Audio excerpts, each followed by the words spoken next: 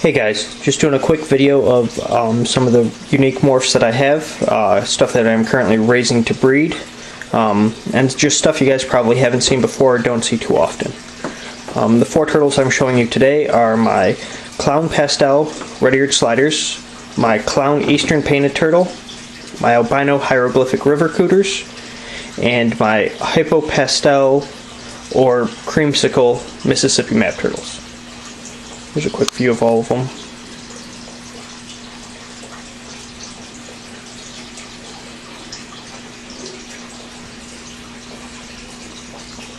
We'll start out with my clown pastel red-eared slider. I got a group of 3 of them. Just purchased them as normal pastels. Noticed that they had very unique patterns to them, and that all 3 of them pretty much had the same patterns. Typically stuff that's born together in groups like that are genetic, so I figured I'd keep them instead of sell them. These ones are different than typical pastel red-eared sliders just because their patterns are a little more curvy, and there's just more going on with them. The main difference is their head. Let me see if I can get her to stick her head out. The head has lots and lots of colors and patterns on it. It ranges from red to purple to blue to green, a little bit of yellow. It goes all the way down its neck, which you can start to see. And then even the skin is different and unique. And then the shell has like lots of curves, solid colors. She's in the middle of shedding right now. She's been growing pretty good the last few months, so the colors aren't the best. You can get a better idea of what she looks like on my website, www.maxmorphs.com, in the photo gallery, or also on the main page in the slider. I have 2 females left, so I'm planning on raising them up, breeding them, seeing what comes out. I also plan on crossing them with some albino red-eared sliders and a couple other morphs, just because I feel mixing this with an albino red-eared slider would be very cool.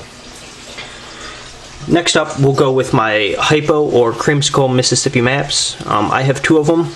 They seem to be a pair, not 100% sure, but we'll find out in the next couple months. Both of them are about 4 inches now, maybe a little bit bigger.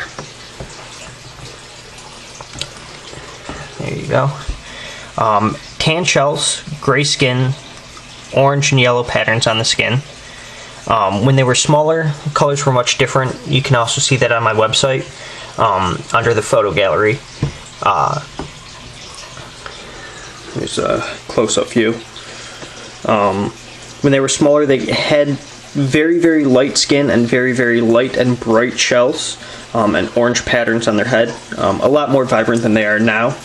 But that's how most morphs are. As they grow, they either darken up or the colors do change. Next on the list is one of my favorite non-slider morphs. It's the albino hieroglyphic river cooter. These guys get very large, between 9 and 14 inches. So they're not for your typical keepers, just because they need very large tanks and or ponds. This is my largest female. She's about 7.5 inches. So she's got a little bit to go before she starts breeding.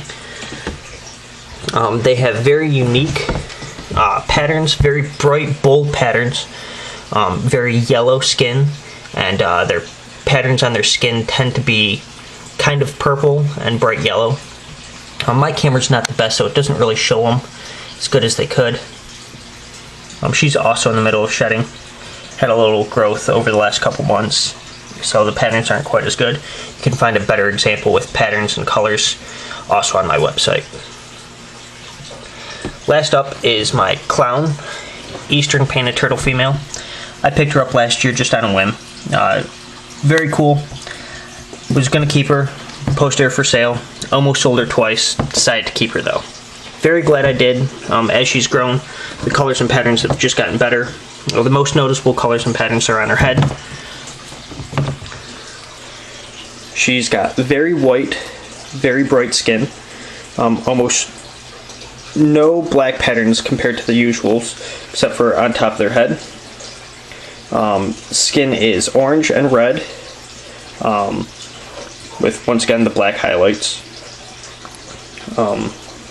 There's a good view of the colors. Only got one of these. I plan on raising her up, breeding her, seeing if it's something genetic. I'm hoping it is, because I'd love to produce something like this every year. I know lots of people out there would also like to see me produce something like this. Got a couple years for that. As you can see, she's still quite small, even though Eastern painted turtles stay small. That's about all I got to show you guys today. Just a quick view of some cool, unique stuff you guys have been either asking about or probably haven't seen. All this stuff is stuff I'm keeping and planning on producing in the next 2 to 4 years, so keep your eye out.